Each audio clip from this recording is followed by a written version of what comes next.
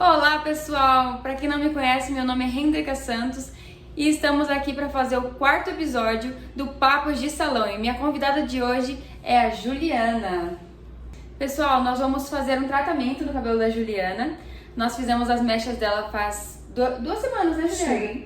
E agora nós vamos fazer um tratamento super especial. Acompanhe o tratamento e a nossa conversa. Então, o que acontece? Eu tô há mais de 8 anos sem fazer nada no cabelo. Porque eu fiquei gestante, aí tem todo aquele processo depois de amamentação. E aí eu tive que cortar curto, porque na verdade eu estava ruiva. E aí eu falei, vou dar um tempo de fazer alguma coisa. Só que como eu comecei a aparecer muito, assim, na internet e tudo mais, eu resolvi dar uma mudada. Mas eu me adaptei bem, tô gostando. E recebeu bastante elogio? O pessoal gostou bastante. A maioria do pessoal falou assim que tá natural, não tá gritante, né? Às vezes quando a pessoa pinta o cabelo, fica aquele negócio gritante assim, e o pessoal falou que ficou bem natural. Isso que eu gostei, assim. Ficou iluminado, mas ficou discreto, né? Isso, uma coisa suave, né? Isso, exatamente. E o pessoal do trabalho falou isso, não? Sim, como eu vivo muito no ambiente corporativo, eu tinha esse receio de fazer alguma coisa e chocar, né? Mas todos foram elogios e todos os comentários foram exatamente isso. Que ficou delicado, que ficou suave, que ficou discreto, então foi só sucesso. E realmente ficou mesmo, né? Eu gostei bastante. Ô Ju, fala pra gente do que você trabalha. Eu sou empreendedora no ramo de seguros, tá? Eu trabalho com seguros tem mais de 15 anos. Aí desde que eu tenho 17 anos eu trabalho com seguros. Eu tenho uma corretora, é a EmpreendeSeg, e a nossa sala fica ali no Coworking Job. Caramba, desde os 17 anos? Desde os 17 Foi anos. seu primeiro emprego ou não? Então, na verdade eu comecei com 14 anos, fazendo uma coisinha aqui, uma coisinha ali, trabalhando na loja da mãe de alguma amiga, vendendo Natura, vendendo Avon. Quando eu tinha 14 anos, tem uma história bem legal. A minha mãe começou a trabalhar vendendo cosméticos de uma linha que chamava Rapo.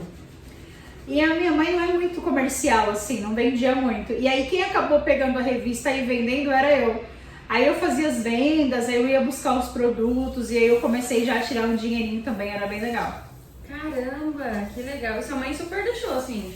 Eu achei excelente, porque daí eu ia buscar as encomendas, aí eu comecei a andar mais também, né? Pegar trem, essas coisas, então foi super importante pra me tornar mais independente, sabe? Sim, é verdade. A gente precisa, né, dessa independência. Sim. E quando você começou com 17 anos, com essa questão de seguros, o pessoal te dava credibilidade? Você passou por um momento difícil? Como foi isso? Quando eu comecei com seguros, eu era recepcionista. Então, até então era tranquilo. E depois eu trabalhei muitos anos no cadastro, pós-vendas. Quando eu fui pro comercial, aí eu notei mais dificuldade. Quando eu ia, por exemplo, fazer uma venda ou fazer uma negociação grande, aí a questão da idade atrapalhava um pouco. Hoje eu já tô equiparada, porque hoje eu já não sou mais nenhuma mocinha. Mas no começo era complicado, porque o mercado de seguros, na maioria das vezes, são senhores, pessoal de terno e tudo mais. Então chegava eu lá muito nova, eu tinha um pouco de dificuldade sim. Eu sei que eu devo ter perdido negócios por conta da idade. Por conta da idade, Sim. né? Eu imaginei, porque eu comecei com 16 anos fazendo cabelo e eu sei que, assim, não foi fácil. As pessoas olhavam pra mim e falavam, essa menina vai fazer meu cabelo? Sim. E era muito difícil, assim, porque as pessoas têm essa mentalidade, né? Sim. Estamos aqui com a Ju, ela tá tratando o cabelo no momento, vai ficar uns minutinhos aí. E Ju, eu queria saber quando que começou a empreender de coração, da onde veio isso, essa ideia, e explica pra gente o que é o empreender de coração. Então vamos por partes. Primeiro eu vou explicar o que é o empreendedor de coração. O empreendedor de coração é uma rede de apoio a pequenos empreendedores, onde a Hendrika faz parte do empreendedor de coração. Então os nossos objetivos são 2, né? Primeiro é a interação entre as pessoas do próprio grupo para movimentar a economia. Então eu compro com a Hendrika compra comigo, eu indico os serviços da Hendrika, inclusive a Bri já veio aqui fazer o cabelo. A Hendrika indica meus serviços e nisso a gente vai se fortalecendo. Isso é uma das coisas.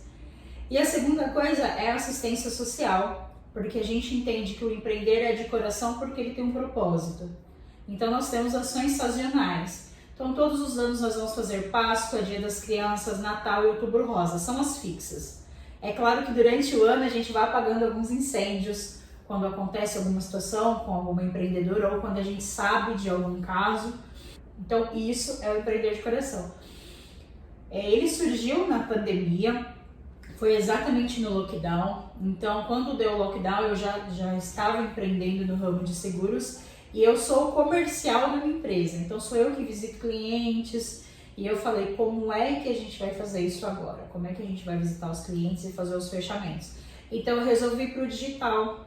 E aí eu comecei a trabalhar com o Instagram, movimentar o Instagram, e aí eu tenho uma amiga que é a Sofia, que é psicóloga, e a Sofia falou pra mim, eu acho que a gente pode compartilhar essa estratégia com mais pessoas. E aí foi que a gente se uniu aí com mais 5 amigas e começamos a fazer esse engajamento e esse movimento de network entre nós. E hoje nós já temos aí mais de 300 pessoas na rede. Nos grupos, temos outros grupos que hoje fazem parte do Empreender de Coração. Por exemplo, Mulheres Empreendedoras ABC fazem parte da rede Empreender de Coração. O próprio networking da Job faz parte da rede Empreender de Coração. Então nós estamos conectando e estamos conectados a muitos empreendedores aqui da região. E aí alguém falou, vamos conversar com alguém? Vamos começar a fazer algumas entrevistas? E aí a gente começou a fazer algumas entrevistas. E quando eu vim para o Coworking Job, que eu tinha uma sala no Parque São Vicente, conheci o Fábio através de uma menina do grupo, e aí ele falou, vem pra cá, tem tudo a ver, empreender de coração, network, então eu mudei, vim pra cá, e aí tinha um estúdio. Aí ele falou, vamos começar a fazer no estúdio. Eu falei, se a gente vai fazer no estúdio, vamos ter um outro nome, e vamos dar uma virada aí de chave. Foi onde a gente começou a fazer o Cases de Sucesso, que tem sido esse sucesso legal. Inclusive eu participei de uma live, mas eu queria saber assim, teve alguma live que pra você foi muito difícil fazer? Todas, inclusive a de semana passada.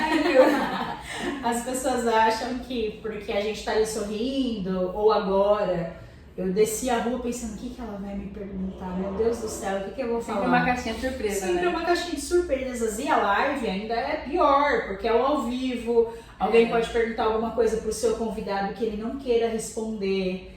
Então, todas são difíceis e todas foram difíceis. Mas eu acho que a live mais difícil que eu já fiz até hoje foi a primeira live com o Fábio.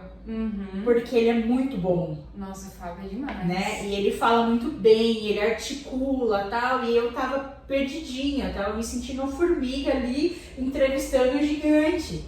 Né? Porque não por uma questão só de ser conhecido, mas exatamente por articulação. Por você ver a pessoa fazendo tão bem e você ainda não sabendo fazer, como eu ainda não sei. Então eu tava muito insegura. Então acho que a primeira live que a gente fez no Coworking, não só pelo Coworking, mas pelo Fábio, por todo o que tinha acontecido, eu acho que foi a mais difícil. Então eu falei, cara, eu já tô aqui, já tá ligado, já tá ao vivo, já tô com a pessoa aqui falando, não tem o que fazer, eu vou dar o meu melhor.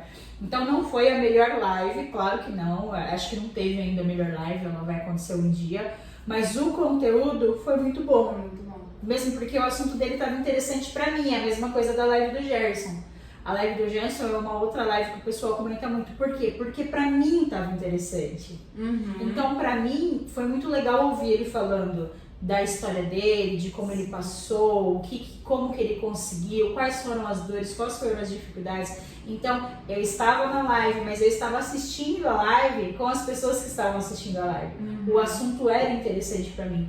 Então, com a minha pequena experiência em lives, eu acredito que a gente tenha que sempre procurar entrevistar alguém que nos interessa. Porque as pessoas veem o que você está vendo. Exatamente. Se para você tá interessante, provavelmente para as pessoas também estejam, né? E isso é bem bacana. E sua filha acompanha as lives que você faz? Ela assiste? Às vezes sim, às vezes não. Mas a Giovana, ela me acompanha muito em tudo que eu faço. Então, por exemplo, é muito comum você chegar no escritório e ela tá lá.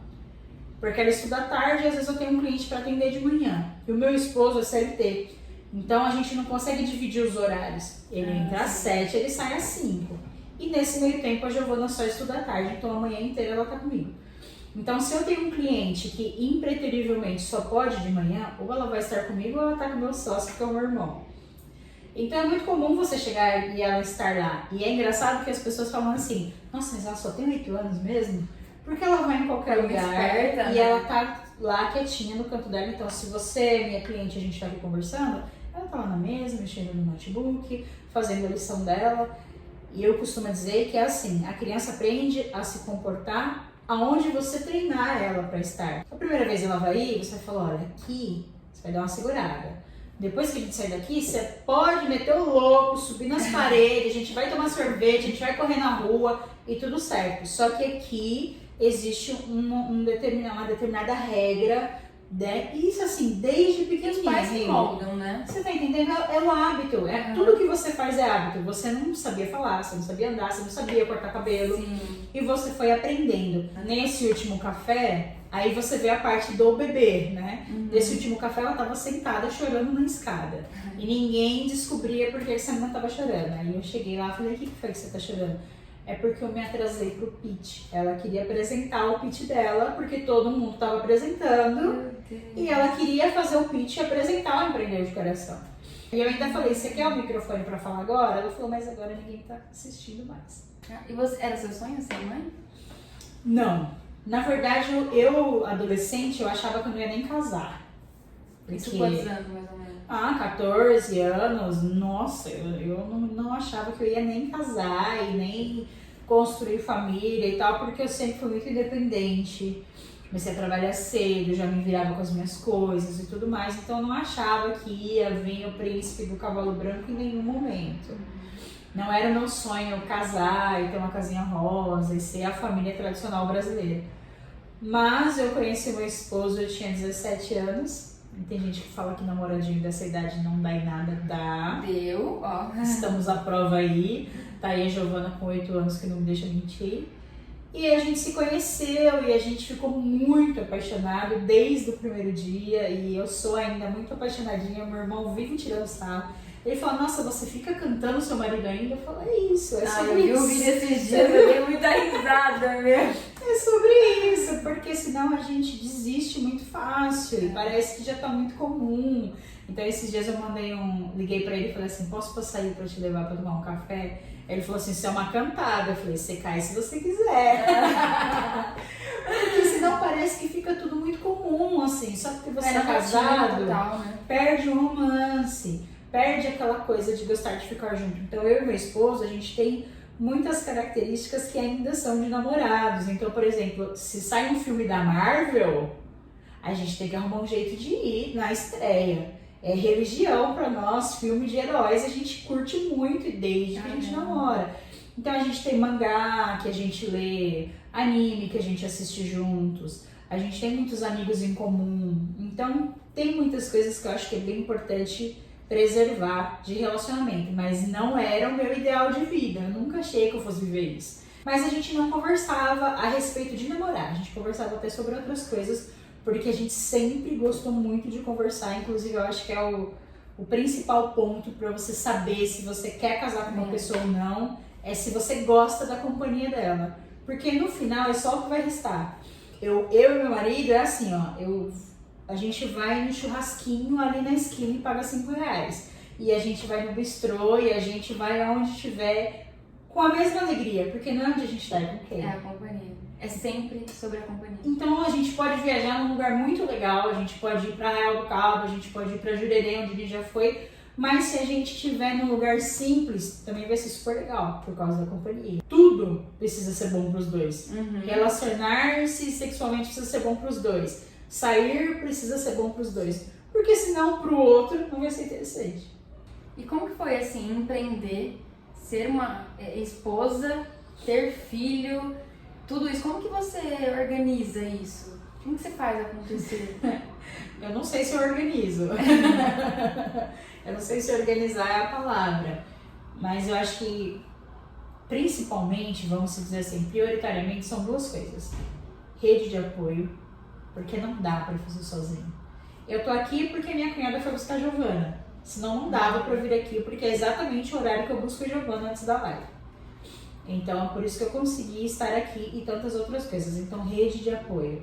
A minha cunhada e o meu irmão, que é um dos sócios, são as principais pessoas que me ajudam, que ajudam eu e o Rafa.